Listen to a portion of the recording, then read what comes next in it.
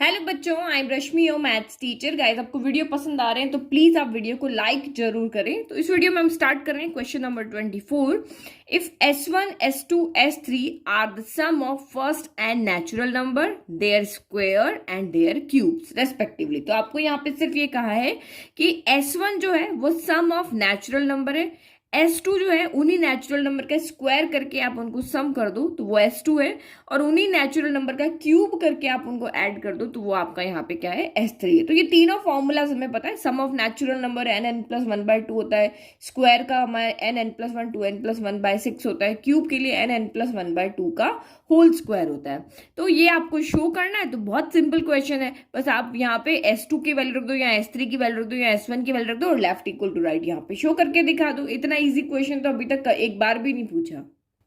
ठीक है, तो जो गिवन था वो मैंने लिख लिया कि S1 sum of n natural number है, ये S2 है, ये S3 है। तो इसका हमें फॉर्मूला पता है, क्योंकि हम S1 S2 की वैल्यू ऐसे नहीं रख सकते, n की फॉर्म में हमें वैल्यू रखनी होती है। तो सम ऑफ नेचुरल नंबर आपका क्या होता है, n+1/2। ये आपका यहाँ पे हो जाएगा n+1 इंटू 2n+1 बाय आपका 6 हो जाएगा, और ये आपका यहाँ पे क्या हो जाएगा, n+1/2 का होल स्क्वायर हो जाएगा। हो गया, ये तीनों चीज हमें यहाँ पे पता चल गई। तो ये S1 हो गया, S2 हो गया, S3 हो गया। नाउ हमें शो करना है, उसके पास चलते हैं। ठीक है, तो वी नीड टू शो, ये हमें शो करना है। वन बाय वन आप सॉल्व करो, चाहे पहले लेफ्ट सॉल्व कर लो, चाहे पहले आप राइट सॉल्व कर लो, आपकी चॉइस है। तो मैं यहाँ पे पहले लेफ्ट सॉल्व कर लेती हूँ। तो LHS मैं यहाँ पे ले लेती हूँ। LHS मेरा यहाँ पे क्या है, 9S2 का स्क्वायर है। तो वैल्यू पुट कर लो। S2 कौन है, ये है ना हमारा। तो ये आपका 9 एज इट इज रह गया। S2 का स्क्वायर है तो n+1 2n+1/6 का ये क्या हो गया आपका यहाँ पर होल स्क्वायर हो गया। ठीक है, तो एक एक चीज इसको देख लेते हैं। यहाँ पे ये इक्वल हो गया, 9 एज इट इज रह गया। ये आपका स्क्वायर आप अंदर लेके चले जाओ, चाहे आप यहाँ पे बाहर दो, बट नंबर को हम सॉल्व कर सकते हैं। तो नंबर का स्क्वायर कर देते हैं, न्यूमरेटर को हम एज इट इज रहने देते हैं। तो आगे देखेंगे कि ये यहाँ पे स्क्वायर खोलने या नहीं खोलने जब हम राइट साइड को सॉल्व करेंगे। तो ये 2n+1 इसका तो होल स्क्वायर कर दिया, और यहाँ 6 का स्क्वायर कितना हो गया, 36 हो गया। तो ये क्या 4 के टेबल 36 कितनी बार आता है, 4 टाइम आता है ना। तो बस ये आपका सॉल्व हो गया, 1/4 ये हो गया n, फिर n+1, देन आपका 2n+1, और इसका क्या हो गया, ये होल स्क्वायर हो गया। ठीक है, तो आगे राइट को देख करके हम डिसाइड करेंगे इसका क्या करना है। अदरवाइज अभी तक तो हमारा यहाँ ही तक ठीक है। नाउ राइट हैंड साइड ले लो, क्योंकि S1 S2 S3 की वैल्यू तो मैं दोनों साइड सॉल्व करनी पड़ेगी। तो S3 1 + 8S1, तो ये तो सबसे हलवा क्वेश्चन है अभी तक का। तो S3 की वैल्यू कितनी है, ये रही हमारी S3 की वैल्यू, ये पुट करो, ये हो गई n, देन n+1/2, ये हो गया इसका होल स्क्वायर। फिर यहाँ पे क्या आ जाएगा, 1 एज इट इज प्लस 8 आप यहाँ पे लिखो, ये 8 हो गया। और S1 आपका कितना है, n+1 बाय आपका यहाँ पे क्या हो गया, 2 हो गया। ठीक है, तो अब मुझे यहाँ पे क्या दिख रहा है, अब मुझे यहाँ पे दिख रहा है कि ये 2 से तो ये जो मेरा 8 है ना, ये सीधा का सीधा कैंसिल हो गया, ये हो गया कैंसिल। अब थोड़ा देखो, ये तो हमारा अभी इसकी इक्वल आया नहीं ना। देखो n आ रहा है, n+1, देखो होल स्क्वायर चाहिए था, होल स्क्वायर आ रहा है, n आ रहा है, n+1 आ रहा है, इसका होल स्क्वायर आ रहा है। यहाँ 2 का स्क्वायर कर दोगे तो 4 हो जाएगा। बस अब हमें यहाँ पे 2n+1 का होल स्क्वायर और चाहिए, तो इसको और सॉल्व करें अब हम।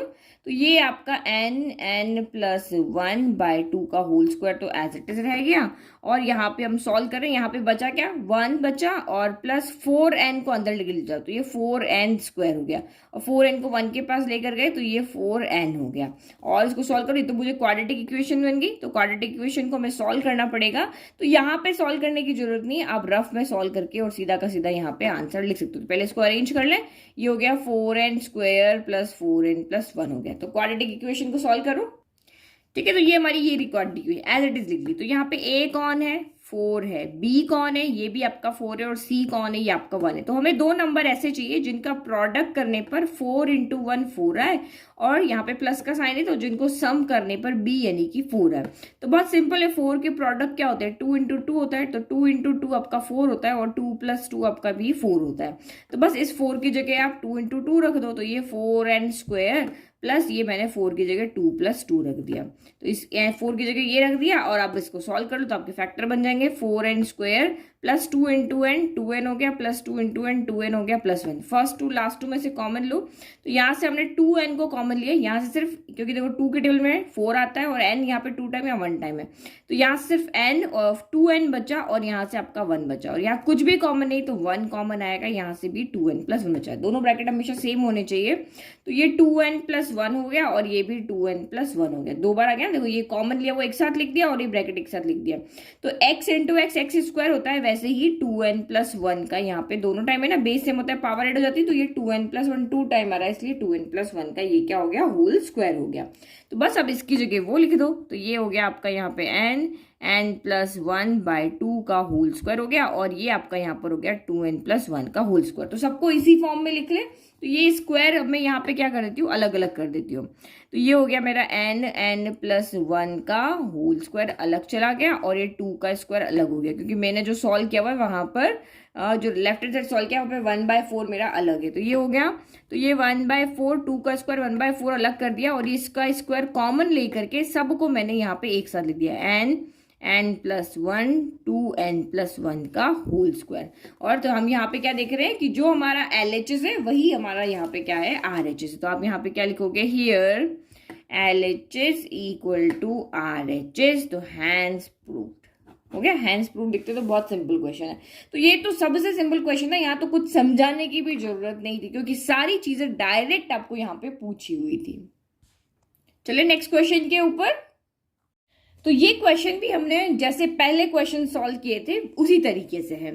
Special series, find the sum of the following series up to n terms, तो n टर्म्स तक हमें इसका यहाँ पर सम करना है, तो वही जो हमारे दो स्टेप थे, क्योंकि आप खुद चेक कर लेना, ना तो ये हमारी AP है ना ही ये हमारी GP है, तो AP के लिए कॉमन डिफरेंस देख लेना, GP के लिए कॉमन रेशियो देख लेना, वो इक्वल नहीं आएगा, ठीक है। तो अब इसके लिए हमारे पास दो स्टेप्स थे। स्टेप नंबर 1 था कि आपको जब भी कहे कि आप सम फाइंड करके लेकर के आओ, तो सम फाइंड करने का एक रूल होता है, सम आपको यहाँ पे कहेगा जाओ पहले nth टर्म फाइंड करके लेके आओ, तो मुझे nth टर्म दोगे तभी मैं इन सारी सीरीज का सम फाइंड करके दूंगा। तो स्टेप नंबर 1 में हमें यहाँ पे nth टर्म फाइंड करनी होती है, और स्टेप नंबर 2 में हमें an मिल जाता है, तो हम सिग्मा लगा करके और उसकी यहाँ पे सम फाइंड कर लेते हैं। तो स्टेप नंबर 1 पे काम करें, पहले nth टर्म क्या होगी इसकी, ठीक है, तो ये गिवन सीरीज लिख लिया। अब आप थोड़ा सा इसको ऑब्जर्व करो, ठीक है, ऑब्जर्व करके आपको यहाँ पे देखना है कि इसकी nth टर्म यहाँ पे क्या होगी, ठीक है। तो आप यहाँ पे देखो, पहली टर्म के पास जब हम जा रहे हैं तो सिर्फ पहली टर्म आ रही है, उसका क्यूब है और नीचे 1 है। दूसरी ये हमारी A1 है, ये हम A2 के पास गए तो अब इसमें 1 में 3 ऐड हो गया और ऊपर 1 क्यूब में 2 क्यूब ऐड हो गया। फिर पैटर्न समझ रहे भी हम। फिर नेक्स्ट थर्ड अगर हम A3 के पास गए तो 1 + 3 + 5 हो गया और यहाँ 1 क्यूब + 2 क्यूब + 3 क्यूब हो गया। तो नेक्स्ट वाली आप खुद लिख सकते हो, नेक्स्ट वाली क्या हो जाएगी, 1 क्यूब + 2 क्यूब + 3 क्यूब + 4 क्यूब हो जाएगी और ये 1 + 3 + 5 + 7 हो जाएगी। क्यों? क्योंकि ये ऑड नंबर चल रही है और ये नेचुरल नंबर के क्यूब के सम की यहाँ पे सीरीज चल रही है। तो इसका मतलब हमारा जो यहाँ पे nth टर्म होगा वो क्या होगा, अगर मैं ऐसे से आगे चलती जाऊँ 4 के लिए लिखूँ, 5 के लिए लिखूँ, 6 के लिए लिखूँ, तो nth के लिए मैं यहाँ पे कितना लिखूंगी, तो वो होगी मेरी 1 क्यूब + 2 क्यूब + 3 क्यूब। क्योंकि ये नेचुरल नंबर है तो लास्ट वाली मेरी मुझे पता है कि वो n क्यूब होगी। ठीक है, ये n क्यूब भी होगी। n की जगह 1 रखोगे तो पहली आ जाएगी, 2 रखोगे तो दूसरी आ जाएगी, 3 रखोगे तो तीसरी आ जाएगी। और इसमें चले तो ये हमारी नेचुरल नंबर नहीं है, ये हमारी ऑड नंबर है, तो ये आगे आगे चलती जाएगी। अब आपको चाहे नहीं पता है इसकी लास्ट टर्म क्या होगी तो आप उसको अप टू n टर्म लिख दो। क्या लिख दो, इसको अप टू n टर्म लिख दो। अदरवाइज इसकी क्या होगी, 2n - 1 होगी। इसकी nth टर्म क्या होगी, 2n - 1 होगी। ऑड नंबर है ना, ठीक है। तो ये हमारी यहाँ पे न्यूमरेटर की हो गई, ये हमारी डिनोमिनेटर की होगी। पर हमें तो पूरी सीरीज की चाहिए, मतलब कि n की वो वैल्यू रखे कि हमें 1 रखने पर पहला मिल जाए, 2 रखने पर दूसरा मिल जाए, हमें ऐसी वैल्यू यहाँ पर चाहिए। तो क्या करना पड़ेगा, जनरल टर्म तो अभी हमारी आई नहीं, ये तो नंबर के फॉर्म में आई है। तो न्यूमरेटर हमें यहाँ पे क्या कह रहा है, देखो n टर्म कह रहा है, कहने का मतलब ये जनरल के फॉर्म में आनी चाहिए, मतलब n की फॉर्म में, जैसे n हो जाए n² प्लस 2 हो जाए, डिवाइड बाय 2 हो जाए, इस तरह की फॉर्म में आनी चाहिए यहाँ पर। तो ये तो आई नहीं। तो जब हम न्यूमरेटर को देख रहे हैं तो न्यूमरेटर हमें कह रहा है कि आप सारे नेचुरल नंबर के क्यूब का सम कर दो। यही कह रहा है ना न्यूमरेटर, आपको क्या कह रहा है कि सारे नेचुरल नंबर के क्यूब का सम कर दो। तो ये जो जो हमारा न्यूमरेटर है उससे हमें ये पता लग रहा है कि ये हमारा यहाँ पर है sigma n equal to 1 to n cube है। और डिनोमिनेटर क्या है, तो ये देखो आपकी एक एपी है, ये आपकी क्या है, एक एपी है। एपी क्यों है, क्योंकि 3 - 1 2 होता है, 5 - 3 2 होता है, आगे अगर आपका 7 भी आ जाता है यहाँ पे तो 7 - 5 आपका यहाँ पर 2 होता है। तो यहाँ पर जो हमें इसकी nth टर्म आएगी वो इन सारी टर्म का सम आएगी। तो सम करने के लिए यहाँ पे हमें क्या लगाना पड़ेगा, फॉर्मूला लगाना पड़ेगा एपी का। तो वो आपका यहाँ पे क्या हो जाएगा, इसके लिए हमारा सॉल्व होगा फॉर्मूले से, वो होगी a plus n minus 1 sorry sum का फॉर्मूला लगेगा, सम के लिए लगाएंगे। तो ये आपका यहाँ पे हो जाएगा S n equal to n by 2, ये हो जाएगा आपका 2a plus n minus 1 into d. तो इसकी यहाँ से आ जाएगी, इसकी यहाँ से आ जाएगी, सॉल्व करेंगे और हमारा यहाँ पे an आ जाएगा। तो बस अब आप यहाँ पे रखो, ये आपका कितना हो गया, समीशन n क्यूब का क्या फॉर्मूला होता है, समीशन n क्यूब का फॉर्मूला होता है आपका n प्लस 1 बाय 2 का क्या होता है, होल स्क्वायर होता है। और यहाँ पे क्या हो जाएगा, ये यहाँ पे हो जाएगा आपका, वैल्यू रखो यहाँ पे, इसके लिए a कौन है, तो यहाँ से अगर मैं देखूं तो यहाँ से a है हमारा 2 और d कौन है, सॉरी a है आपका यहाँ पे 1, d कौन है 3 - 1 आपका 2 है, और n कौन है तो n ही है। तो बस ये वाली वैल्यू आप यहाँ पे पुट करके और इसको सॉल्व कर दो। तो ये यहाँ पे मैं साइड में ही कर देती हूँ, इसकी वैल्यू कितनी आ जाएगी n/2, यानी कि n/2 की जगह तो n/2 है। 2a कितना है तो 2 × 1 हो गया प्लस n माइनस 1 हो गया और d आपका यहाँ पर 2 हो गया। बस अब इसको सॉल्व करो तो ये n/2 हो गया, 2 × 1 2 प्लस 2n अंदर चला गया, 2 मल्टीप्लाई कर दो और ये माइनस का 2 हो गया, तो प्लस के 2 से माइनस का 2 कैंसिल हो गया, तो n/2 इंटू 2n रह गया, तो 2 से 2 कैंसिल हो गया, तो ये हो गया n²। तो ये आप नहीं भी करो ना, आपको डायरेक्ट अगर पता है कि जो सम ऑफ आपका यहाँ पे ऑड नंबर्स होते हैं उसकी nth टर्म n² आती है, तो आप सीधा भी यहाँ पर लिख सकते हो। तो ये मेरा यहाँ पे कितना आ गया, n² आ गया। बस अब इसको सॉल्व कर लो। तो हम अलग अलग लेके चले जाते हैं, ये n² हो गया, फिर आपका यहाँ पे n प्लस 1 का होल स्क्वायर हो गया और डिवाइड बाय आपका 2 का स्क्वायर हो गया। अब ये डिवाइड के साइन को मल्टीप्लाई में कर देते हैं, तो n² अपॉन 1 क्या हो जाएगा, 1/n² हो जाएगा। n² से n² कैंसिल हो गया, यही बच गया आपका यहाँ पर n प्लस 1 का होल स्क्वायर डिवाइड बाय आपका यहाँ पे बच गया 4। तो जब हम an लिखते हैं तो हम इसको सॉल्व फॉर्म में लिखते हैं ताकि हमें आइडिया लगे कि कौन सी आइडेंटिटी यहाँ पर लगानी है। तो इसको हम क्या लिखेंगे, इस ब्रैकेट को खोलो यहाँ पे, तो a² plus 2ab plus b upon आपका ये 4 हो गया। ये हमारा यहाँ से n आ गया कि अब आप यहाँ पे n इक्वल टू 1 रखोगे ना तो आपको पहली टर्म मिलेगी। देखो n इक्वल टू 1 रख के देखो, ये 1² 1 हो गया, 2 × 1 1 हो गया, तो 2 2 3 4 4/4, इसको सॉल्व करो देखो 1 ही आएगा। 2 रखोगे तो ये टर्म मिलेगी, इसको सॉल्व करके मिलेगी, इस तरह से नहीं, इसको सॉल्व करोगे ना तो 9/4 कुछ आएगा, तो यहाँ से भी आपका 9/4 ही आएगा। देखो 2² आपका यहाँ पे 4 हो गया और ये 2 × 2 4 हो गया, 4 + 4 8 + 1 9/4, यहाँ पे से भी आपका 9/4 ही आएगा। तो ये हो गई हमारी nth टर्म। तो nth टर्म मिलने के बाद हम जाते हैं स्टेप नंबर 2 के पास। तो स्टेप नंबर 2 में क्या कहती है, इन सारी टर्म का सम करो। तो ये जो an हमको यहाँ पे दिखा रहा है वो आपके यहाँ पे क्या है, मैं अगर n की जगह 1 रखूंगी तो मुझे पहली टर्म मिल जाएगी, n इक्वल टू 2 रखूंगी तो दूसरी मिल जाएगी। तो जो हमारा Sn होता है वो इन सारी टर्म का सम होता है, a1 plus a2 plus a3 up to an, सारी टर्म का यहाँ पे क्या सम, ये पहली दूसरी तीसरी सारी टर्म का यहाँ पर सम है। तो यहाँ पे हमें a1 a2 a3 a4 वापस निकालने की जरूरत नहीं है, इसमें रख करके हमारे पास सीधा समेशन n² का फॉर्मूला होता है, समेशन n का फॉर्मूला होता है। तो मैं यहाँ पे क्या कर देती हूँ, Sn मतलब इन सारी टर्म का सम, यानी कि मैं इसको शॉर्ट फॉर्म में ऐसे लिख सकती हूँ, n equal to 1 to n an, n equal to 1 रखोगे तो a1 आ जाएगा, फिर a2 आ जाएगा, इस तरह से करके। तो an की वैल्यू मुझे पता है, ये शॉर्ट तरीका है इसको सॉल्व करने का। आप 1 2 3 करके करोगे तो और क्वेश्चन आपका यहाँ लेंथी हो जाएगा, फिर से आप यहाँ पे एक जीपी या एपी जो भी बनेगी वो बनाओगे, फिर उसको सॉल्व करोगे तो वो और कंफ्यूजन हो जाएगा। आप सिंपल यहाँ पे रखो, जब भी an मिल जाता है तो सीधा इसके आगे सिग्मा लगा लो, क्योंकि हमें सिग्मा के फॉर्मूलाज पता है। तो ये हो गया sigma n equal to 1 to n, an की वैल्यू आप यहाँ पे रख दो, 1/4 में आगे कर देती हूँ, और ये n² प्लस 2n प्लस 1 हो गया। बस उसके बाद सिग्मा को डिस्ट्रीब्यूट करो, देखो 1/4 कॉमन है तो ये पूरा का पूरा यहाँ पे बाहर चला गया। अब सिग्मा आ गया यहाँ पे एन स्क्वायर के पास, n equal to 1 to n, n square के पास आ गया। फिर इसके पास आया तो इसके पास भी एक कांस्टेंट टर्म है, ये बाहर चली गई और ये n equal to 1 to n और n के पास आ गया। और फिर आपका यहाँ पे n equal to 1 to n और कांस्टेंट के पास आ गया। बस अब इन सब के फॉर्मूला तो हमें पता है ना, ये सिग्मा एन स्क्वायर का मतलब यहाँ पे क्या है, ये है यहाँ पर 1 square plus 2 square plus 3 square, ये अकेला जो है वो इस पूरी की पूरी सीरीज के सम को दिखा रहा है। ये सिग्मा एन यानी sum of natural number 1 plus 2 plus 3 plus up to n का नंबर, और इसका मतलब ये कांस्टेंट है 1 प्लस 1 प्लस 1 प्लस कब तक है, n टाइम तक है। तो ये हमने इसी को तो शॉर्ट फॉर्म में लिखा और इनके फॉर्मूला हमें पता है तो हम सीधा का सीधा डायरेक्ट इसको सॉल्व कर सकते हैं। तो ये हो गया आपका 1/4 एज इट इज हो गया। और सिग्मा एन स्क्वायर क्या होता है, तो सिग्मा एन स्क्वायर होता है n प्लस 1 2n प्लस 1, जो फॉर्मूला पता है वो डायरेक्ट लगा रहे हैं, बाय 6 हो गया। फिर 2 as it is, sigma n क्या होता है, तो n प्लस 1/2 होता है। और सिग्मा एन तो ये आपका 1 1 1 1 n टाइम चलेगा। तो मैंने आपको वहां पे एस एन का फॉर्मूला बताया था, ये कांस्टेंट वाला है तो यहाँ पे आपका सीधा n हो जाएगा। अगर 2 प्लस 2 प्लस 2 होता तो 2n हो जाता, अगर 3 प्लस 3 प्लस 3 प्लस होता तो 3n हो जाता। ठीक है, तो ये हमारा हो गया। बस अब इसको सॉल्व करो तो देखो आपका यहाँ से क्या कॉमन आ रहा है। तो देखो पहले तो ये 2 से 2 कैंसिल हो गया, तो n यहाँ भी है, यहाँ भी है, यहाँ भी है, तो हम इसको n को बाहर ले लेते हैं, तो ये n/4 हो गया। तो यहाँ से क्या बचा, यहाँ से बचा n प्लस 1, इसको बस सॉल्व करके दिखा देना है फाइनल तक, और ये n प्लस 1 हो गया और यहाँ से सिर्फ 1 बच गया। बस अब इन ब्रैकेट्स को ओपन करो, जितना सॉल्व कर सकते हो उतना उसको सॉल्व कर लो। तो ये आपका यहाँ पे हो गया n/4, ब्रैकेट ओपन करो, n प्लस 1 के पास गया तो n स्क्वायर प्लस n हो गया, और ये यहाँ पे हो गया 2n प्लस 1 हो गया। फिर यहाँ पे भी n अंदर गया तो n स्क्वायर प्लस n हो गया, और ये आपका यहाँ पे प्लस का 1 हो गया। अब फिर से इन दोनों ब्रैकेट को खोले तो ये हो गया आपका n/4, n square into 2n, तो 2n का क्यूब हो गया, 2n का क्यूब हो गया यहाँ पे।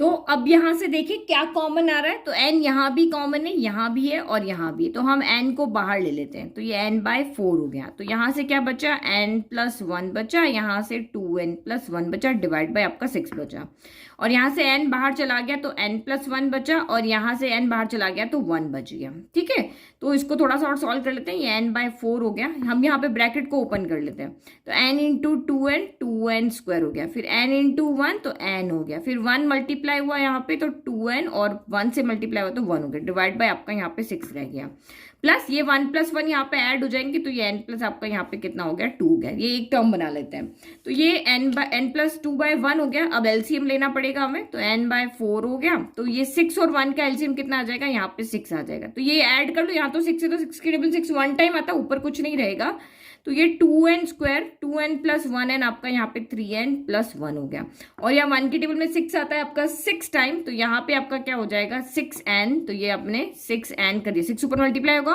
प्लस 6 इंटू 2, ये आपका यहाँ पर 12 हो गया। बस अब इसको सॉल्व कर लो, तो ये n/4 हो गया, और ये आपका यहाँ पे हो गया 2n square plus 3n plus 6n कितना हो जाएगा, 9n हो जाएगा, और 12 प्लस 1 कितना हो जाएगा, 13 हो जाएगा, बाय आपका यहाँ पे 6 हो गया। तो अब 6 को हम बाहर लेके चले जाएं, तो ये 4 से देखो न्यूमरेटर से डिनोमिनेटर से मल्टीप्लाई हो जाता है, तो 6 इंटू 4 24 हो गया, और ये बच गया आपका 2n square plus 9n plus 13 हो गया। तो ये आपका फाइनल सोल्यूशन है। अब आप सोचो कि मैम आपने क्वाड्रेटिक इक्वेशन को क्यों नहीं सॉल्व किया, तो क्वाड्रेटिक इक्वेशन को इसलिए नहीं सॉल्व किया क्योंकि यहाँ पे ये इक्वेशन जो है वो कोई भी फैक्टर नहीं बनाएगी, आप मिडिल टर्म यहाँ पे स्प्लिट नहीं कर सकते हो। ये जो नंबर्स है वो इस तरह से नहीं टूटेंगे कि हमें प्लस करने पर यहाँ पर 9 मिल जाए, क्योंकि 13 इंटू 2 कितना होता है, 26 होता है। 26 के ऐसा कोई फैक्टर नहीं है जिसको ऐड करने पर आपका 9 आ जाए। ठीक है, तो नहीं आ रहा है, इसका मतलब यही हमारा फाइनल सोल्यूशन है। नाउ नेक्स्ट क्वेश्चन, तो क्वेश्चन नंबर 26 देखो, आप सोच रहे होंगे कि हे भगवान ये क्या क्वेश्चन आ गया, इतना टफ कैसे करेंगे इसको, तो ये सबसे सिंपल क्वेश्चन है। आप यहाँ पे देखो, अभी हमने 1 क्यूब 2 क्यूब वाला क्वेश्चन किया था ना, इससे जस्ट थोड़ी देर पहले यहाँ पे देखो किया था अभी हमने ये वाला, बस ये इससे भी सिंपल क्वेश्चन है ये जितना था ना उसका तो बिल्कुल आधा क्वेश्चन है ये। अब न्यूमरेटर में देखो इन्होंने क्या सीरीज बनाई है यहाँ पे, 1 × 2 का स्क्वायर प्लस 2 × 3 का स्क्वायर प्लस चलते गए और nth टर्म आपको यहाँ पे गिवन है। क्या गिवन है यहाँ पर? nth टर्म, कि जो उसकी nth टर्म होगी यानी कि an हमें यहाँ पे दे रखा है, वो क्या है? n × n+1 का होल स्क्वायर है। सेम डिनोमिनेटर में 1² × 2 प्लस 2² × 3, और इसकी भी nth टर्म हमें यहाँ पे, डिनोमिनेटर की जो nth टर्म है वो भी हमें यहाँ पर दे रखी है। आपको सिर्फ शो करना है कि लेफ्ट को सॉल्व करने पर आपका राइट आएगा। तो लेफ्ट को कैसे सॉल्व करें? तो ये आपकी एक स्पेशल सीरीज आपको दिख रही है, आप इसको चेक करके देख लेना, ऊपर वाली को अलग कर देना, भाई नीचे वाली को कर देना ना, तो ये आपकी एपी होगी ना ये आपकी जीपी होगी। एक एक टर्म तो आप आगे लिख सकते हो ना। यहाँ नेक्स्ट टर्म यहाँ पे क्या होगी? 3 × किसका स्क्वायर? 4 का स्क्वायर होगा। देखो ये 1 2 है, 2 3 है, तो आगे 3 4 होगा। तो आप चेक करके देख लेना, ना तो ये आपकी एपी होगी ना ये आपकी यहाँ पर जीपी होगी, ये हमारी वही स्पेशल सीरीज होगी। तो स्पेशल सीरीज को सॉल्व करने के दो ही मेथड होते हैं। कोई भी सीरीज आती पहले देखो एपी है जीपी, नहीं है तो स्पेशल सीरीज है। स्पेशल सीरीज है तो वही दो स्टेप हमारे होंगे पहले जो क्वेश्चन सिग्मा वाले को सॉल्व करने के लिए। स्टेप नंबर 1 an लिखो, तो an तो भाई इन्होंने हमें दे रखा है, तो एक काम तो इन्होंने खुद ने कर दिया, तो हो गया ना फिर इजी क्वेश्चन। जब an दिया हुआ ही है तो दूसरा स्टेप ही तो करना है सिर्फ, कि हमें एसएन फाइंड करना है। तो मैं यहाँ पे क्या करती हूँ, न्यूमरेटर का अलग एसएन फाइंड करती हूँ, डिनोमिनेटर का अलग करती हूँ, ताकि कोई कंफ्यूजन ना रहे और क्वेश्चन लेंथी है तो आप इजीली उसको सॉल्व कर पाओ। ठीक है, तो हमने सबसे पहले यहाँ पर लेफ्ट हैंड साइड ले लिया। देखो हमें शो करना है ना, तो लेफ्ट इक्वल टू राइट लेकर के आते हैं, राइट से तो कुछ नहीं होगा, लेफ्ट को सॉल्व करना पड़ेगा। तो लेफ्ट हैंड साइड ले लिया। अब लेफ्ट हैंड साइड में भी पहले हम न्यूमरेटर को सॉल्व करें, तो मैंने न्यूमरेटर यहाँ पे लिख दिया। तो ये न्यूमरेटर हो गया, न्यूमरेटर की ये पहली टर्म है, ये न्यूमरेटर की दूसरी टर्म है, ये न्यूमरेटर की nth टर्म है। nth टर्म हमें दी हुई है। Step number 1 complete. अब इसको थोड़ा सॉल्व कर ले, क्योंकि जब हम एसएन लगाते हैं, सिग्मा लगाते हैं, तो सॉल्व होना चाहिए हमारा यहाँ पे। तो सॉल्व करो आप इसको यहाँ पर। तो देखो यहाँ पे ये n तो एज इट इज रहेगा, ये a + b का होल स्क्वायर हो जाएगा, तो a² plus 2ab plus b² ये हो जाएगा। तो ये आपका कितना हो जाएगा? n × n², तो ये आपका यहाँ पर हो गया n3, n × 2n तो ये हो गया 2n², और n × 1 आपका यहाँ पे हो गया n। तो ये हमारा an जो है वो हमें सॉल्व फॉर्म में यहाँ पर मिल गया। ठीक है, नाउ एसएन लिखें, तो एसएन आपका यहाँ पे अब क्या हो जाएगा? एसएन यानी कि ये जो आपकी एपी है, ये वाली एपी का सॉरी सीरीज है, उसकी पहली टर्म का सम, उसकी दूसरी टर्म का सम, उसकी तीसरी टर्म का सम, और उसकी एन यानी टोटल जितनी भी टर्म है सबका टर्म 1 से लेकर के एन तक की टर्म का सम। तो इसका मतलब एसएन को हम यहाँ पे क्या लिख सकते हैं? Sigma n = 1 to n an, यानी इसको शॉर्ट फॉर्म लिख सकते हैं। अब ये हमारे को a1 भी दे देगा, a2 भी दे देगा, a3 भी दे देगा, सारी सीरीज यहाँ पे दे देगा। फिर अब आप यहाँ पे वैल्यू पुट कर लो an की, तो an की वैल्यू क्या है आपका यहाँ पर? n³ plus 2n² plus n है। ठीक है, हम शॉर्ट तरीके से यहाँ पे सॉल्व कर रहे हैं। तो n = 1 to n रखोगे तो ये 1³ प्लस 2³ प्लस 3³ वही पीछे जो हमने बनाया था, ये सिग्मा, इसको पहले डिस्ट्रीब्यूट कर देते हैं। सिग्मा को यहाँ पे इसको दे देते हैं पहले, तो ये summation n = 1 to n n³ हो गया। हमारे पास प्रॉपर्टी होती है ना, सिग्मा ऐसे डिस्ट्रीब्यूट हो सकता है। फिर 2 इधर आ गया, और n = 1 to n n² हो गया, और यहाँ पे क्या हो जाएगा? Sigma n = 1 to n n हो गया। तो ये जो है वो हमें दिखा रहा है कि सीरीज के अंदर जो 1³ plus 2³ plus 3³ up to n³ ये दिखा रहा है। और ये हमें क्या दिखा रहा है? किन सारी टर्म का sum? 1² plus 2² plus 3² up to n² का सम। और ये हमें दिखा रहा है 1 + 2 + 3 + अप टू n तक की टर्म का सम दिखा रहा है। तो शॉर्ट फॉर्म में हमें फॉर्मूला पता है, तो क्यों ना हम फॉर्मूला से ही इसको सॉल्व करें। तो फॉर्मूला में क्या पता है? समेशन ऑफ n³ क्या होता है? n+1/2 का क्या होता है? होल स्क्वायर होता है। फिर प्लस 2 यहाँ पर आ गया, समेशन ऑफ n² क्या होता है? तो ये n+1 2n+1 यहाँ पर 6 होता है। और समेशन n क्या होता है? तो ये n+1/2 होता है। ठीक है, तो अब ये 2 से 6 को कैंसिल मत कर देना। क्यों नहीं करें? क्योंकि देखो n+1/2 सभी जगह कॉमन है, ये यहाँ भी है, तो 6 को यहाँ पे क्या ले सकते हो आप? यहाँ पे 2 × 3 ले सकते हो। तो n+1/2 यहाँ भी है, और n+1/2 यहाँ भी है। तो जो हमें कॉमन मिल रहा है ना, इसीलिए इसको नहीं कैंसिल करेंगे। तो n हमने बाहर ले लिया, बस अब इसको सॉल्व करना, और न्यूमरेटर हमारा सॉल्व हो गया। तो n+1/2 हमने ये बाहर ले लिया। यहाँ से कौन बचा? पावर 2 थी, तो n+1/2 यहाँ पे पूरा का पूरा बच गया। यहाँ से कौन बचा? तो यहाँ से बचा 2 इंटू 2n+1 बाय यहाँ से 3 बचा, क्योंकि 6 2 इंटू 3 था, 2 तो हमने ले लिया, 3 बच गया, और यहाँ से तो पूरा का पूरा बाहर आ गया, तो ये 1 बच गया यहाँ पे। ठीक है, अब क्या करें, एक बार एलसीएम ले लेते हैं ताकि ये हमें पता चल जाए कि कैसे अंदर सॉल्व होगा। तो 2 और 3 का एलसीएम कितना आ जाएगा, तो ये आपका 6 आ जाएगा। तो यहाँ डिवाइड में कुछ नहीं तो 1, 2 के टेबल में 6 कितनी बार आता है, 3 टाइम, तो ये 3n+1 हो गया। फिर 3 के टेबल में 6 कितनी बार आता है, यहाँ पे 2 टाइम, तो ये 2 पहले से है, तो 2 2 ज़ा 4 हो जाएगा, 2n+1 हो गया। और यहाँ पे क्या आ जाएगा, यहाँ सीधा का सीधा 6 आ जाएगा, क्योंकि 1 के टेबल में 6 6 होता है, तो ऊपर 6 मल्टीप्लाई हो गया। अब इसको ब्रैकेट को ओपन करो और इसको सॉल्व कर लो, n+1/2 हो गया, और यहाँ पे आप इसको खोलो 3n इंटू एन, तो ये हो गया आपका 3n² हो गया, प्लस 3n इंटू 1, तो ये हो गया 3n, 4 इंटू 2 8n हो गया, 4 इंटू 1 4 हो गया, और ये प्लस आपका यहाँ पर 6 हो गया, डिवाइड बाय आपका यहाँ पे 6 हो गया। तो नाउ नेक्स्ट आप यहाँ पे देखो n+1 बाय आपका यहाँ पे 2 हो गया, फिर ये 3n² रह गया, 8 + 3 आपका यहाँ पे हो गया 11n, और 6 + 4 हो गया आपका ये 10, और डिवाइड बाय आपका यहाँ पे 6 हो गया। तो इस 6 को मैं यहाँ पे इधर ले लेती हूँ। ठीक है, तो ये मैंने बाहर ले लिया, ये बच गया। अब आपको फिर से यहाँ चेक करना पड़ेगा कि क्या ये इसकी फैक्टर बन रहे या नहीं बन रहे। तो 3n² + 11n प्लस यहाँ पे आपका 10 है। ए कितना है आपका 3 है, बी कितना है आपका 11, और सी कितना है 10 है। तो 2 नंबर हमें ऐसे चाहिए जिनका प्रोडक्ट ए इंटू सी यानी 10 3 ज़ा 30 के इक्वल हो, और जिनका सम जो है, क्योंकि यहाँ प्लस है ना, तो जिनका सम बी यानी 11 के इक्वल हो। तो 30 के तो फैक्टर मुझे इजीली पता है, 6 इंटू 5 होते हैं, 6 इंटू 5 30 होता है, और 6 + 5 मेरा 11 होता है। तो इस 11 की जगह हम क्या रख देंगे, 6 + 5 रख देंगे। बस ये आपको रफ में ही करना है, यहाँ दिखाने की जरूरत नहीं है, साइड में आप चाहो तो लिख सकते हो, लेकिन यहाँ पे पूरा पूरा सॉल्व करने की जरूरत नहीं, सीधा का सीधा फैक्टर बना के लिख देना। तो ये हो गया आपका 6 + 5 इंटू n प्लस आपका ये 10 हो गया। ठीक है, अब ब्रैकेट ओपन करो, 3n² + 6 इंटू n हो गया, फिर प्लस 5 इंटू n हो गया, फिर ये आपका 10 हो गया। फर्स्ट टू लास्ट टू में से कॉमन लो, 3n कॉमन लिया मैंने, तो यहाँ n+2 बच गया। देखो 3n लिया ना, यहाँ से एक n बचा, यहाँ से ओनली 2 बचा। फिर यहाँ से क्या कॉमन लिया, 5 के टेबल 5 भी आता, 10 भी आता, तो 5 कॉमन ले लिया, तो ये n प्लस आपका 2 बच गया। 2 ब्रैकेट सेम आ रहे हैं, एक साथ लिख दो, और जो कॉमन लिया था उनको भी एक साथ लिख दो। तो ये मुझे यहाँ पे क्या मिल गए, इसके फैक्टर मिल गए। तो फैक्टर मिल गए तो बस रख दो। तो ये हो गया मेरा n+1/12 हो गया, और इसके फैक्टर कितने आ रहे हैं, n+2 आ रहा है, और 3n प्लस यहाँ पे 5 आ रहा है। तो बस अब इसको थोड़ा एक साथ अरेंज करके लिखते हैं, न्यूमरेटर एक साथ लिख लेते हैं, n+1 n+2 3n+5 divided by 12 हो गया। तो ये मेरा कौन आया, अभी न्यूमरेटर आया। अभी तो मुझे डिनोमिनेटर भी सॉल्व करना है, तो पहले डिनोमिनेटर को भी सॉल्व करना है। बस क्वेश्चन थोड़ा लेंथी है, बाकी सॉल्व करने में बहुत इजी है। अब डिनोमिनेटर को सॉल्व करेंगे, तो ये मैंने यहाँ पर डिनोमिनेटर लिख लिया। अब डिनोमिनेटर में भी सेम, ये फर्स्ट टर्म है, ये सेकंड टर्म है, और ये मेरी यहाँ पर nth टर्म है। तो nth टर्म मुझे दी हुई है, तो मुझे तो ज्यादा कुछ करना ही नहीं पड़ा, सेम वही nth टर्म, स्टेप नंबर 1 हो गई कंप्लीट। बस इसको थोड़ा सॉल्व कर लेते हैं, क्योंकि SN का फॉर्मूला में हम सिग्मा लगाते, तो इस तरह से नहीं होना चाहिए।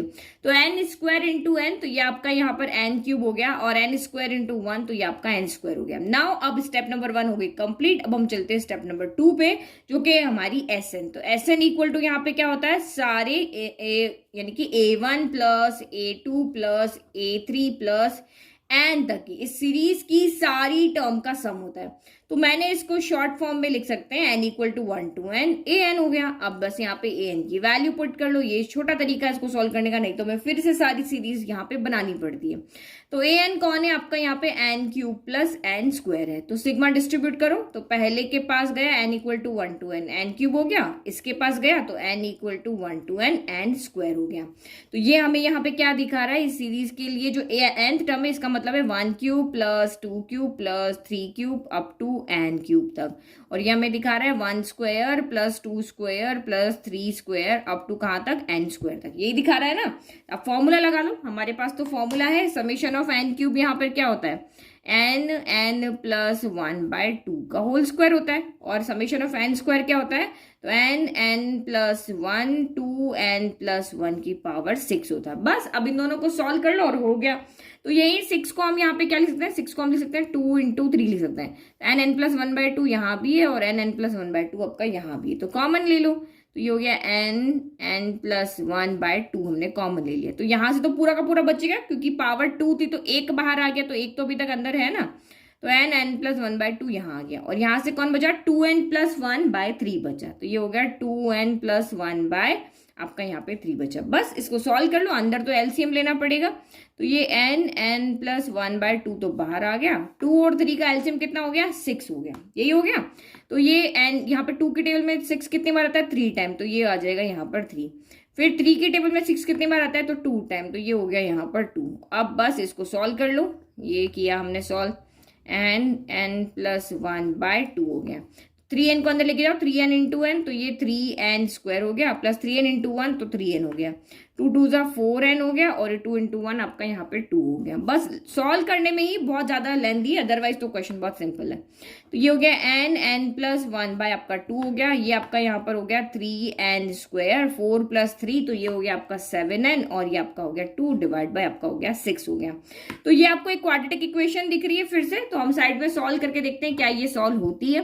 तो 3n स्क्वेयर, ठीक है, तो a कौन है यहाँ पर हमारा 3 है, b कौन है यहाँ पे 7 है, c कौन है यहाँ पे आपका 2 है। तो वही दो नंबर हमें चाहिए जिनका प्रोडक्ट a इंटू सी यानी कि 3 2 6 के इक्वल हो, और जिनका सम जो हो वो b यानी कि 7 के इक्वल हो। तो 6 के फैक्टर तो इजीली बन गया, 6 इंटू 1 6 होता है, और 6 + 1 आपका यहाँ पर 7 होता है। तो 7 की जगह क्या लिख देंगे, 6 + 1 लिख देंगे। तो फैक्टर बन रहे हैं यहाँ पे 3n स्क्वायर, तो ये हो गया 6 + 1 इंटू n प्लस आपका 2, ब्रैकेट ओपन करो, 3n square plus 6 into N, 6n हो गया, n इंटू 1 n हो गया, ये +2, पहले 2 लास्ट 2 में से कॉमन लो, तो यहाँ 3 के टेबल में 3 भी आता है, 6 भी आता है, तो 3 बाहर आ गया।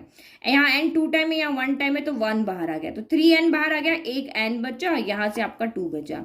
फिर n+2 ये कुछ कॉमन नहीं है तो 1 कॉमन आ गया। फिर दोनों जो ब्रैकेट है वो एक बार लिख दो, n+2, और जो कॉमन वाले थे उनको मिला करके एक साथ लिख दो। तो ये इसके फैक्टर हमने यहाँ पे बना लिए, अब ये इसकी जगह पे रख लो। तो ये n हो गया, फिर ये आपका n+1 हो गया, इसकी जगह आपका n+2 हो गया, फिर ये आपका यहाँ पर 3n+1 हो गया, डिवाइड बाय 2 इंटू 6, तो ये हो गया आपका यहाँ पर 12 हो गया। तो ये हमारा यहाँ पे क्या आ गया, डिनोमिनेटर आ गया। न्यूमरेटर सॉल्व कर लिया, डिनोमिनेटर कर लिया। नाउ अब दोनों को डिवाइड करना है। जो हमारा मोटिव था क्या था कि हमें लेफ्ट इक्वल टू राइट लेकर आना है, तो न्यूमरेटर सॉल्व कर लिया, डिनोमिनेटर सॉल्व कर लिया, अब दोनों को डिवाइड करके हमें ये लेकर के आना है। तो बस ये न्यूमरेटर अपॉन डिनोमिनेटर। तो न्यूमरेटर आपका यहाँ पे कौन आया था, ये आया था, तो लिख लेते हैं यहाँ पे न्यूमरेटर आया आपका n+1, देन आपका यहाँ पे है n+2, देन आपका यहाँ पे 3n+5 डिवाइड बाय आपका यहाँ पर है 12। ठीक है, फिर ये डिवाइड में आएगा, मैं इसको सीधा मल्टीप्लाई में चेंज कर देती हूँ। देखो इस तरह से ये a/b डिवाइडेड बाय c/d आएगा ना, क्योंकि इसमें भी 2 टर्म है और इसमें भी 2 टर्म है, यहाँ पर भी 2 है, तो मैं सीधा इसको सॉल्व करके कैसे लिख रही हूँ, a/b इंटू c/d था तो ये d/c, इस तरह से लिख रही हूँ। ये वाले स्टेप मैंने यहाँ पे स्किप कर दिए। तो ये यहाँ पे क्या हो जाएगा, इसमें जो डिनोमिनेटर है वो ऊपर चला जाएगा और जो न्यूमरेटर है वो नीचे आ जाएगा। तो ये हो गया n+1 n+2 और ये हो गया 3n+1 हो गया। तो देखो क्या कैंसिल हो रहा है, 12 से 12 कैंसिल हो गया, n से n हो गया, n+1 से n+1, n+2 से n+2। तो बचा क्या है यहाँ पे आपका 3n+5 बचा और ये 3n+1 बचा। तो देखो ये शायद यही हमारा आंसर है, यही है ना, 3n+5 और 3n+1 यही हमारा आंसर है। तो ये हो गया यहाँ पे, जो कि हमारा यहाँ पे क्या है, राइट हैंड साइड है। तो आप क्या लिख दोगे, hands proved, final answer hands proved. देखो कितना सिंपल क्वेश्चन था, सॉल्यूशन थोड़ा सा बड़ा था लेकिन क्वेश्चन का सॉल्यूशन आपका बहुत ही सिंपल था। an हमें दिया हुआ था, सीधा का सीधा एसएन करना है, तो an निकालने की तो माथापच्ची होती है सारी, एसएन में तो कुछ होता ही नहीं, एसएन में तो सीधा फॉर्मूला लग लेता है या फिर हमारा कहीं पे मेथड ऑफ डिफरेंस आ जाता है। तो फॉर्मूला जहां लग रहा है सिग्मा वाला, वहां तो बहुत ही ईजी हो जाता है। नाउ नेक्स्ट क्वेश्चन, तो नाउ क्वेश्चन नंबर 27। तो क्वेश्चन नंबर 27 और 28 बिल्कुल सेम क्वेश्चन है, बस ये नंबर्स आपके यहाँ पर चेंज है। तो अगर आपने ये वाला क्वेश्चन अच्छे से समझ लिया तो 28 पे आप इजीली कर लोगे। तो देखो ये एक प्रैक्टिकल प्रॉब्लम है, तो प्रैक्टिकल प्रॉब्लम को हम बहुत ईजी से अपने रियल लाइफ से रिलेट करके समझ सकते हैं और इजीली इसका सोल्यूशन यहाँ पे निकाल सकते हैं। तो क्वेश्चन आपका यहाँ पे क्या है, a farmer boys a used tractor for ₹12,000। तो एक फार्मर है, उसने 12,000 में एक पुराना ट्रैक्टर खरीदा है। ही पेज ₹6,000 कैश, उसने उसी टाइम जब खरीदा ना उसी टाइम उसने 6,000 रुपए तो दे दिए। And agrees to pay the balance, जो अब बचे हुए अमाउंट है, तो 12 में से 6 चले गए, 6,000 और बच गए। तो agrees to pay the balance in annual instalment of ₹500 plus 12% interest on the unpaid amount. तो अब बचा हुआ अमाउंट उसने देने के लिए क्या कंडीशन रखी है, जिसने उसको पैसे दिए थे कि तुमको एनुअल इंस्टॉलमेंट देनी है, मतलब हर साल तुम्हें पैसे देने हैं।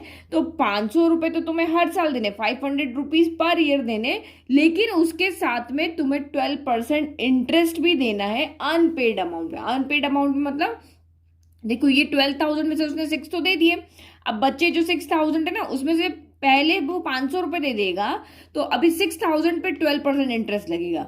फिर जब वो नेक्स्ट ईयर की जब बात जाएगी तो 6,000 में से 500 तो उसने दे दिए, तो ये हर एवरी ईयर ये सब्ट्रैक्ट होते जाएंगे और बचे हुए अमाउंट पर 12% इंटरेस्ट लगेगा। पहले साल में 6,000 पे लगा, नेक्स्ट ईयर पे 5,500 पे लगेगा, क्योंकि 500 तो वो दे चुका। तो ऐसे कर करके उसको यहाँ पे टोटल इंस्टॉलमेंट देनी। अभी देखो नंबर ऑफ इंस्टॉलमेंट भी हमें नहीं दिए हुए, लेकिन जो हमारी ये बचे हुए पैसे उससे हम कैलकुलेट करेंगे कि हमारी नंबर ऑफ इंस्टॉलमेंट कितनी होगी। तो how much will the tractor cost now. अब लास्ट में जब सारे पैसे उसने पे कर दिए तो आपको बताना है कि अब उसने यहाँ पर जो ट्रैक्टर है वो 12,000 का था, लेकिन उसके कितने में पड़ा। तो पहले गिवन लिखते हैं फिर देखो, ठीक है। तो amount paid to buy tractor 12,000, उसको 12,000 रुपए देने थे। ही पे कैश, उसने 6,000 कैश दे दिए। अब रिमेनिंग बैलेंस कितना बचा, तो 6,000 रुपए बचा। अब बचा हुआ अमाउंट उसको कैसे देना है, तो एनुअल इंस्टॉलमेंट में देना है, 500 रुपए देना है, एवरी ईयर 500 रुपए देगा, और जो अनपेड अमाउंट है उस पर 12% देगा। तो देखो हम यहाँ पे एक सीक्वेंस बना लेते हैं ताकि हम क्वेश्चन को इजीली कर सकें। तो 2-3 स्टार्टिंग के हम यहाँ पे टर्म्स फाइंड कर लेते हैं कि उसकी स्टार्टिंग की 3 इंस्टॉलमेंट कितनी होगी, और फिर हम उसका यहाँ पर फॉर्मूला लगा के उसका जो एपी है या जीपी है हम कॉस्ट यहाँ पे फाइंड कर लेंगे। तो सबसे पहले देखते हैं हमारी फर्स्ट इंस्टॉलमेंट कितनी होगी, ठीक है। तो ये जो बचे हुए 6,000 है उसकी 3 इंस्टॉलमेंट हम यहाँ पे निकाल रहे हैं। तो जब फर्स्ट इंस्टॉलमेंट की बात आ रही है, एनुअल हो रहा है, मतलब फर्स्ट ईयर जब 6,000 रुपए दे दिए, बचे हुए 6,000 में उसको पहले ईयर की बात हो रही है, तो ये हम फर्स्ट ईयर की बात कर रहे हैं यहाँ पर। फिर उसके बाद में ये आपका यहाँ पे हो जाएगा सेकेंड ईयर, और फिर नेक्स्ट आपका यहाँ पे हो जाएगा ये थर्ड ईयर, ठीक है। तो ये थर्ड ईयर का अमाउंट हम यहाँ पे देख रहे हैं। तो फर्स्ट इंस्टॉलमेंट अनपेड अमाउंट अभी कितना है, पूरे के पूरे 6,000 उसको देने। तो यहाँ पे इंस्टॉलमेंट उसकी कितनी लगेगी, तो 500 देने प्लस 12% ऑफ 6,000, तो ये तो हो गए 500 रुपए प्लस 12% ऑफ 6,000, तो 6,000 का 12% निकालो तो 12/100 इंटू 6,000 हो गया। तो उसको सॉल्व कर लो, 2 जीरो से आपके 2 जीरो कट गए, तो ये हो गए 500, और ये 12 इंटू तो ये 72, और ये 0 हो गया, यानी कि ये आपका कितना हो गया 1220 रुपीज हो गया, ठीक है। 7 + 5 12 होता है, तो ये हो गया इतने रुपीज, यानी फर्स्ट इंस्टॉलमेंट उसकी इतनी आएगी। नाउ सेकंड इंस्टॉलमेंट पे जब हम जाते हैं तो अब 6,000 में से उसने 500 रुपए तो दे दिए, तो अब उसका अनपेड अमाउंट कितना हुआ, तो 6,000 में से 500 रुपए सब्ट्रैक्ट कर देंगे, ठीक है। तो अब इंस्टॉलमेंट उसकी कितनी लगेगी, तो बस यही 500 सेम रहेगा, लेकिन 12% ऑफ अब यहाँ पे क्या हो जाएगा, यहाँ पे 5,500 हो जाएगा, क्योंकि 500 रुपए अब उसके कम हो गए ना, ठीक है। तो अब कैलकुलेट कर लेते हैं। तो ये हो गया आपका यहाँ पे 5,000, यहाँ पे हो जाएगा 500 प्लस 12%, तो 12/100 इंटू यहाँ पे 5,500 हो गया। बस कैलकुलेट कर लो, ये 2 जीरो से 2 जीरो कैंसिल हो गया, ये आपका यहाँ पे हो गया 500, और 12 इंटू 55 यहाँ पे कर दो तो 12×5 का 0 6 हो गया, और 60 + 6 तो ये हो गया 66, तो ये 660 हो गया। अब ऐड करो 6 + 5 11, ये सेकंड उसकी इंस्टॉलमेंट होगी, यानी कि नेक्स्ट ईयर उसकी इंस्टॉलमेंट यहाँ पे और कम होगी। थर्ड वाली कितनी हो जाएगी, तो अब अनपेड अमाउंट कितना है, तो 5,500 रुपए उसके यहाँ पर, मतलब देखो 6,000 में से 500 रुपए यहाँ पे दे दिए, अब 5,500 में से 500 उसने यहाँ दे दी, तो अब 5,500 में से भी 500 सब्ट्रैक्ट हो जाएंगे, तो मतलब 5,500 में से 500 गया, तो अब उसका अनपेड अमाउंट कितना रहा है, ओनली 500 रुपीज ही रहा है, ठीक है। तो अनपेड अमाउंट अब कितना हो गया, तो एवरी टाइम हम ऐसे ऐसे इसको सब्ट्रैक्ट करते जाएंगे, तो ये अब इसका अनपेड अमाउंट यहाँ पे सिर्फ 5,000 रह गया, क्योंकि 2 इंस्टॉलमेंट वो दे चुका है, 500 दे चुका है, 6,000 में से 1,000 चले गए, सिर्फ 5,000 बच गया।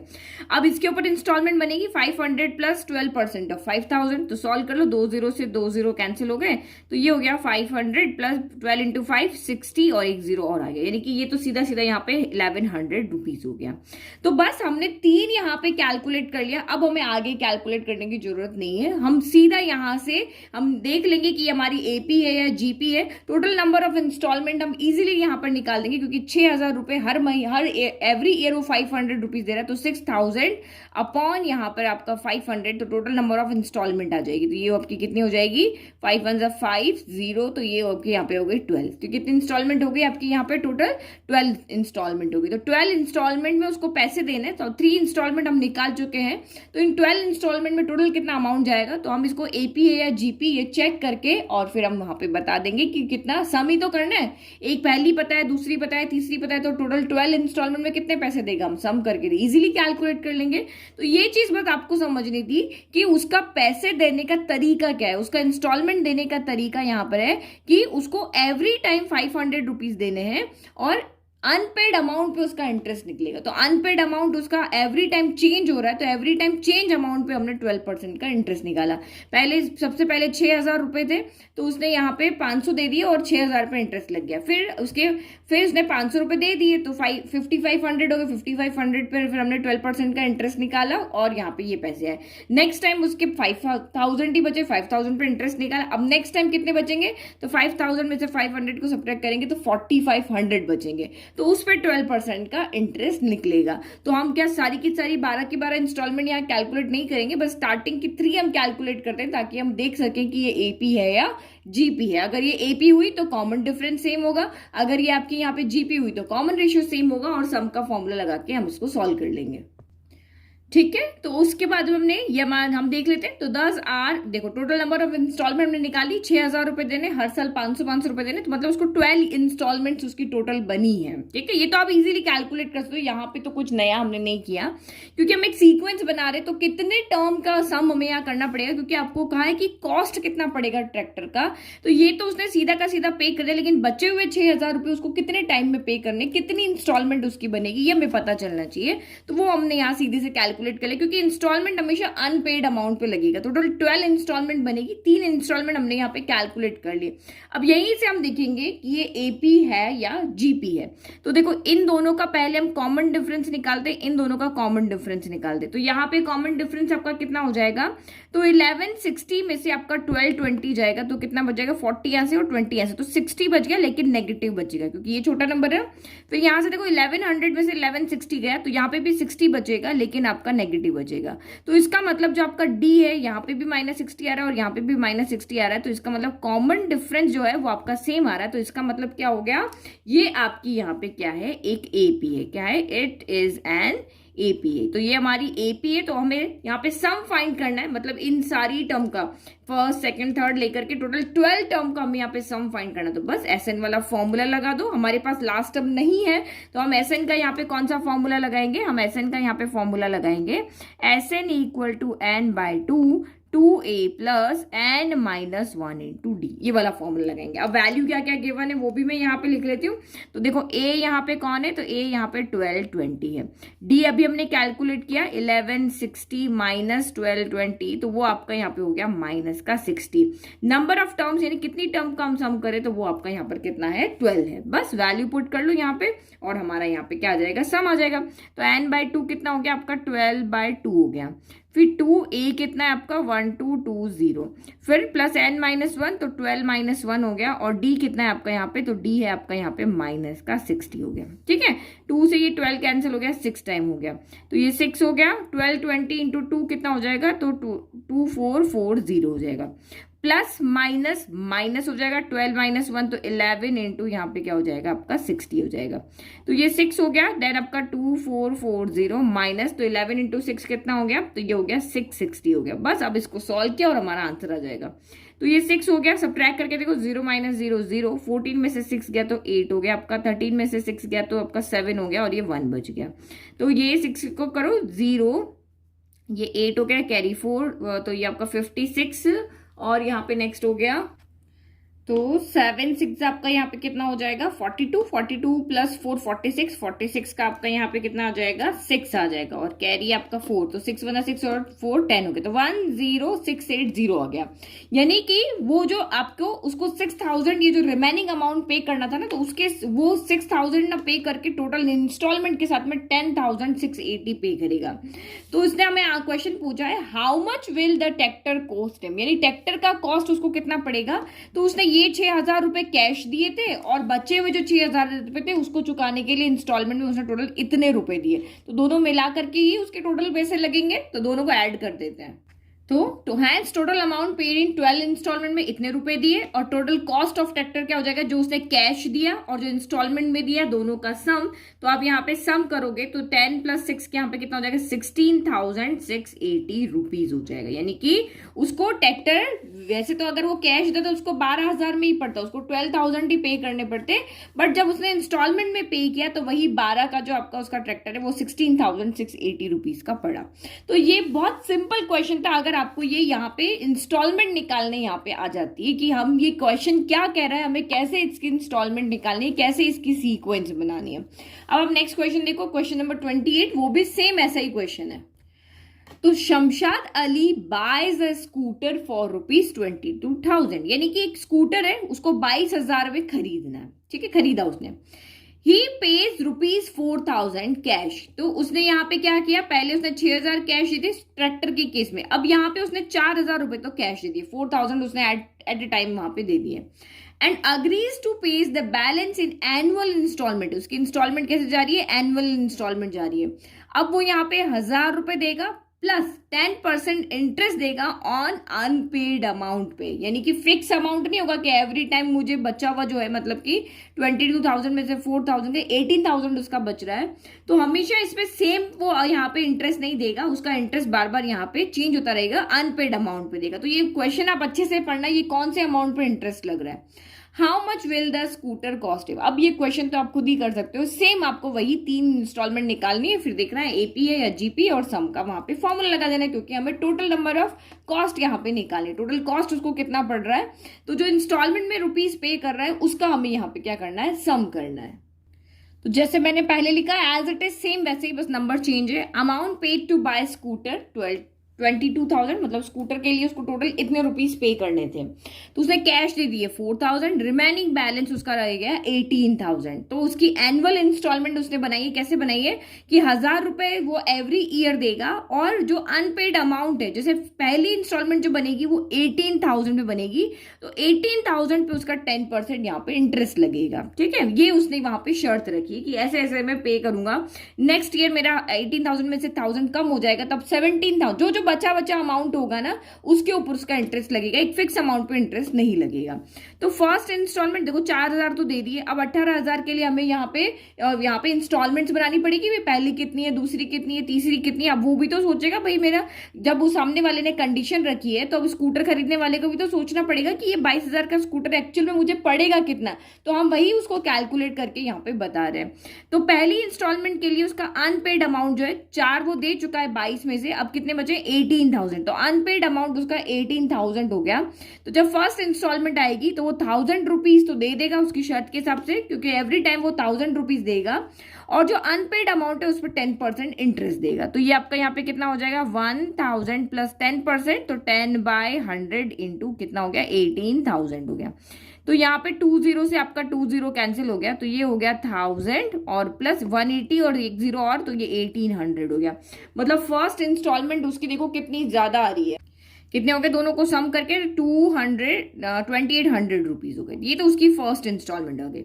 नाउ जब हम सेकंड इंस्टॉलमेंट पे आते हैं तो अब उसका जो अनपेड अमाउंट है वो कितना हो जाएगा, क्योंकि उसने 18,000 तो दे चुके। देखो ये इंटरेस्ट अलग है, ये साल भर का इंटरेस्ट है वो अलग है, लेकिन इस जो मेन आपका जो प्रिंसिपल अमाउंट है ना उसमें से वो 1,000 रुपए यहाँ पे दे सका है।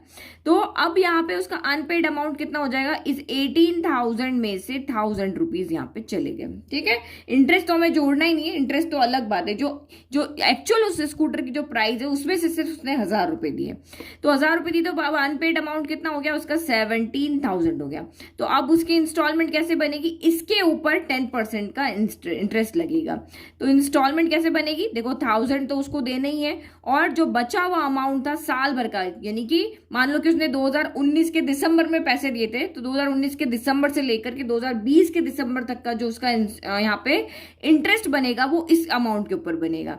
तो ये 10% लग रहा है, तो 10%, तो 10/100 इंटू 17 यहाँ पे 1000 हो गया। तो 20 से 20 यहाँ भी कैंसिल हो गए, तो ये हो गया आपका यहाँ पे 1000 प्लस ये हो गया 1700। तो नेक्स्ट ईयर जो अब उसकी इंस्टॉलमेंट लगेगी वो लगेगी 2700 रुपीज की। मतलब पहली बार 100 रुपए ज्यादा लग रहे थे, अब 100 रुपए कम लगे। एक और हम यहाँ पे कैलकुलेट कर रहे थे ताकि हम एपीजीपी का आइडिया लगा सकें। तो इसके लिए अब थर्ड इंस्टॉलमेंट के लिए अब आपका अनपेड अमाउंट कितना हो जाएगा, तो वो आपका यहाँ पे अनपेड अमाउंट हो जाएगा। लास्ट कितने थे, 17,000 थे ना, 2020 में 17,000 रुपए तो उसने दिए थे, तो अब 17,000 में से उसके 1000 और सब्ट्रैक्ट होगी, क्योंकि देखो एक इंस्टॉलमेंट यहाँ पे दी थी, ये जाके यहाँ सब्ट्रैक्ट हुई है, अब जो उसने यहाँ पे दी है वो जाके यहाँ सब्ट्रैक्ट होगी। ठीक है, 2 बार दी ना, तो 18,000 में से 2 बार 2000 चले गए, तो यहाँ पे ये देखो कितने बार, देखो एक बार हमने यहाँ सब्ट्रैक्ट किया और एक बार हमने यहाँ किया, यहाँ तो कुछ सब्ट्रैक्ट किया नहीं, तो ये आपके यहाँ पे हो गए 16,000। तो अब इसके ऊपर आप इंस्टॉलमेंट निकालो, तो ये आपके यहाँ पे हो गई इंस्टॉलमेंट इक्वल टू वही 1000 रुपीज पहले देगा और उसके जो बचा हुआ अमाउंट है उसके ऊपर उसको यहाँ पे इंटरेस्ट हम कैलकुलेट कर लेंगे। ठीक है, समझ में आ रहा, नहीं तो रियल जो कैलकुलेशन या रियल हमारी प्रैक्टिकल प्रॉब्लम है यहाँ पे कोई समझने में दिक्कत नहीं होनी चाहिए, क्योंकि प्रैक्टिकल प्रॉब्लम हम खुद यहाँ पे फील कर सकते हैं कि हाँ भाई इतने रुपए देने थे, उतना उसको इंटरेस्ट देना है, तो हर एवरी ईयर वो करेगा 1000 रुपए उसमें से सब्ट्रैक्ट करता रहेगा। तो ये आपका 1000 हो गया प्लस ये 1600 हो गया, अब 1600 रुपए उसका इंटरेस्ट लगेगा, तो यहाँ पे हो गए उसके 2600 रुपए। तो ये तो मुझे सीधा सीधा दिख रहा है ये एपी है, क्योंकि एवरी टाइम 100 रुपीज क्या होता है कम होते जा रहा है। देखो यहाँ 2800 है, यहाँ 2700 है, यहाँ 2600, तो एपी हो गई ना, दिस माइनस का 100 आएगा, दिस माइनस का 100 आएगा, तो सिंपली हमने देख लिया। तो ये तो हमने यहाँ पे 3 इंस्टॉलमेंट निकाली। अब हमें पता ही नहीं है कितनी टर्म का सम करें, उसने टोटल कितने टाइम तक अमाउंट पे किया है, तो 18,000 उसको पे करने थे, एवरी टाइम 1000 रुपीज वो दे रहा था, तो इंस्टॉलमेंट कितनी बनेगी, तो नंबर ऑफ इंस्टॉलमेंट के लिए हम क्या करेंगे, इसको जैसे आपको कहा है कि आपको 10 रुपए हैं, 1-1 रुपया मुझे रोज देना है, या 10 या आपके पास 20 रुपए हैं, मुझे 2-2 रुपए रोज देने हैं, तो कितने दिन लगेंगे, 20/2 कर लो, 10 दिन में आप 20 रुपए दे दोगे। यही सिंपल कैलकुलेशन है ना, तो यहाँ पे भी हम ऐसे ही कर रहे हैं। तो टोटल नंबर ऑफ इंस्टॉलमेंट आपकी यहाँ पे हो जाएगी, क्योंकि हमें दिखाना तो पड़ेगा ना उसने कब तक रुपए पे किए, हम कैलकुलेट कर सकते हैं। तो 18,000 रुपीज को देने थे, 1000 रुपीज वो पर ईयर दे रहा था, तो 30 से 30 कैंसिल, तो 18 टोटल उसकी इंस्टॉलमेंट बनी है। ठीक है, तो ये नंबर ऑफ इंस्टॉलमेंट निकाली, और ये हमारी यहाँ पे इंस्टॉलमेंट इस तरह से बनेगी, पहली इतनी बनेगी, दूसरी इतनी बनेगी, तीसरी बनेगी, इस तरह से हमें टोटल 18 इंस्टॉलमेंट को यहाँ पर क्या करना है, ऐड करना है। तो अभी जस्ट मैंने आपको बता दिया कि ये हमारी यहाँ पे क्या बन रही है, एपी बन रही है, क्योंकि यहाँ पर डिफरेंस माइनस का 100 आ रहा है, यहाँ पे डिफरेंस कितना आ रहा है, माइनस का 100 आ रहा है, कॉमन डिफरेंस आपका यहाँ पर सेम है, दैट मीन्स ये आपकी क्या है, एक एपी है। तो हम यहाँ पे लिख लेते हैं इट इज एन एपी, ये हमारी यहाँ पे एपी है। तो सम का फॉर्मूला क्या लगेगा, क्योंकि हमें सारी इंस्टॉलमेंट का यहाँ पे क्या करना है, सम करना है, टोटल नंबर ऑफ अमाउंट बताना मीन सारे पैसे को हमें क्या करना पड़ेगा, ऐड करना पड़ेगा। तो एन इक्वल टू आपका यहाँ पे हो जाएगा n/2 2a plus n-1 into d, ये हमारा यहाँ पे क्या लग जाएगा, फॉर्मूला। तो बस अब इसके अंदर आप यहाँ पे वैल्यू रख दो, तो वैल्यू रखेगी तो n कितना है, तो यहाँ पे देखो पहले वैल्यू रख लेते हैं कि कौन कौन क्या है। तो a इक्वल टू आपका कितना है, यहाँ पे 2800 है, फिर d आपका कितना है, तो ये 2700 माइनस 2800 हो गया, ये आपका a1 है, ये आपका a2 है, तो a2 माइनस a1 किया, तो ये माइनस का कितना हो गया, 100 आ गया, और n कितना है, टोटल कितनी टर्म का सम निकालना है, 18 टर्म का सम चाहिए, तो ये n आ गया। सम निकालना है तो 4 वेरिएबल होते हैं, हमेशा मैंने कहा है 4 में से 3 की वैल्यू में पता होनी चाहिए, तो हम यहाँ पे S18 कैलकुलेट कर ले, मतलब 1 से लेकर के 18 टर्म का सम कर रहे हैं। n की जगह वैल्यू रखो 18/2, 2a कितना है आपका, तो 2800 है, प्लस n-1, तो 18-1, और d कितना है, तो ये माइनस का 100 है। ठीक है, बस अब इसको सॉल्व कर लो। 2 के टेबल में 18 आया आपका कितना, 9 टाइम, तो ये हो गया आपका 9, तो ये 8 टू द 16 का 6 कैरी 1, 2 टू द 4, और ये हो गया 5, 5600 हो गया। फिर आपका आगे तो 18 माइनस, देखो प्लस माइनस, तो ये माइनस हो जाएगा, 18-1, तो ये 17, और 17 इंटू 100 ये हो गया आपका 1700 हो गया। बस अब इसको सॉल्व कर लो, तो ये हो गया 9, तो एज इट इज, ये 0, ये 0, तो 16 - 7 गया आपका तो 9 हो गया, तो ये हो गया 9 और 4 माइनस 1 तो ये हो गया 3, तो 3900 इंटू 9 हो गया। बस सॉल्व कर लो, 0 0 9 9 था 81 का 1 कैरी 8 और ये 9 थी 27, 27 प्लस 8 हो गया आपका यहाँ पर 35 हो गया। तो ये 35 ये इतना अमाउंट उसको पे करना पड़ेगा, यानी कि 35,100 रुपए उसको देने पड़ेंगे कि अब जब कब का स्कूटर 22,000 कर नहीं। अभी तो हमें यहाँ पे ये भी तो अमाउंट ऐड करना है, क्योंकि उसने कैश दिया वो भी तो ऐड करना है। अभी 35,000 का कहाँ से पड़ेगा, ये तो उसका इंस्टॉलमेंट का अमाउंट हुआ कि जो 18,000 इंस्टॉलमेंट में दे रहा है, तो 18,000 के बदले में उसको 35,100 रुपीज देना पड़ेगा अगर उसने उस कंडीशन को अग्री कर लिया। तो अब टोटल अमाउंट कितना हो जाएगा, ठीक है। तो दोनों अमाउंट को, कैश वाले अमाउंट को और इंस्टॉलमेंट वाले अमाउंट को जब हमने ऐड कर दिया तो ये 35 की जगह 39 और 100 रुपीज हो जाएगा। तो देखो आपको यही भी कहे ना कि उसको कितना अमाउंट ज्यादा देना पड़ेगा, तो देख लो यहाँ पे इसका मतलब ये 22,000 का स्कूटर उसका एक्चुअल कॉस्ट था और इतना अमाउंट वो यहाँ पे पे कर रहा है, तो कितना ज्यादा कर रहा है तो वो भी आप कैलकुलेट करके दिखा सकते हो। तो रियल लाइफ की जो प्रॉब्लम्स होती है वो हम इजीली समझ के इसको सॉल्व कर सकते हैं, कोई इसमें हमें दिक्कत नहीं। जो उसने बोला वैसे वैसे हमने फर्स्ट सेकंड थर्ड इंस्टॉलमेंट निकाल ली। इंस्टॉलमेंट निकालने के बाद में तो हमारा बहुत ईजी हो गया, एपी बन गई और उसको एपी के फॉर्मूला से हमने यहाँ पर सॉल्व कर लिया। तो आई होप आपको ऑल क्वेश्चंस अच्छे से समझ में आए। बस नेक्स्ट वीडियो में हमारे पास ओनली 4 क्वेश्चंस बचे, तो ये करके हमारी पूरा चैप्टर यहाँ पे होने वाला है खत्म। ठीक है, चलो ओके बाय, और चैनल को लाइक शेयर सब्सक्राइब करना नहीं भूलना है। Thank you.